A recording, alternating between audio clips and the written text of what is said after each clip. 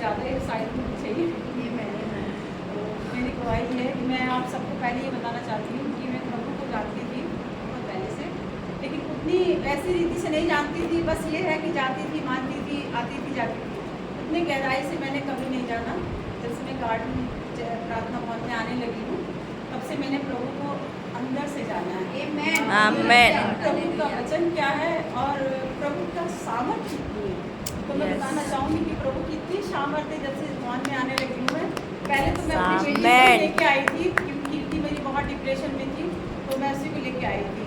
प्रभु ने उसके जीवन में इतने बड़े बड़े काम किया कि उस लड़की का पूरा जीवन ही बदल दिया। आमेन, हालेलुया। बात करती हूँ कि उसके बाद फिर मैं आपको बताना चाहूँगी कि उसके बाद एक से बढ़ के एक मेरे जीवन में भी कार्य परमेश्वर ने किया है।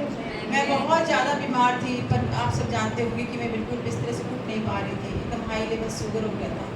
शायद मैं उस कंडीशन में कोवा में भी जा सकती थी, आईसीयू में भी जा सकती थी, लेकिन परमेश्वर ने मुझे बचाया। और मैं प्रार्थना करती थी कि प्रभु अगर मैं तुझ पर विश्वास करती हूँ तो मुझे वो कंडीशन मत लाना जो मैंने औरों को देखी है, क्योंकि मैंने अपनी जेठानी का भी देखा है कि वो आईसीयू में थी और बहुत पैसा भी खर्च हुआ, आखिर बच भी नहीं पाई। तो मैं ये प्रार्थना करती थी प्रभु अगर मैं तुझे विश्वास करती हूँ तो वो कंडीशन कभी ना लाना, क्योंकि मुझे जाना पड़े, क्योंकि मैं तुझे विश्वास करती हूँ। सही खुदा ने मुझे इस चर्च में छुआ और मुझे ब्लेसिंग मिली और आज मैं आप सबके बीच में खड़ी हूँ।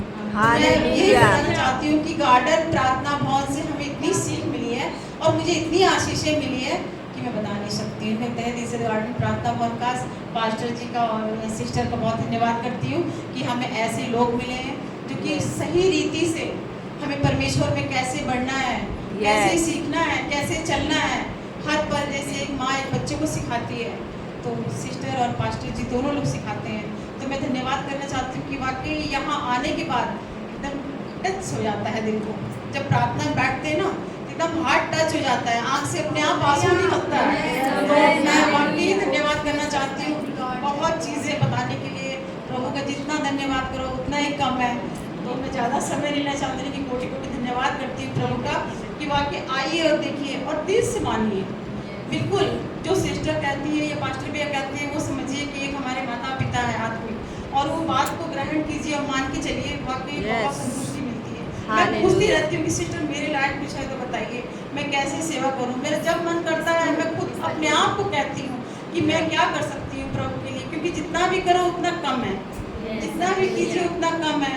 लेकिन परमेश्वर जानता है कि मैं कैसे मानती हूँ और मैं चाहती हूँ कि प्रभु अगर तूने इस पहुँच से जोड़ा है मुझे तो हमेशा जोड़े रखना। आमेन, हालेलुया। और मैं चाहती हूँ प्रभु की जितनी सेवा मेरे लिए मिल सके उतनी ही कम है। मैं प्रभु का धन्यवाद करना चाहती हूँ।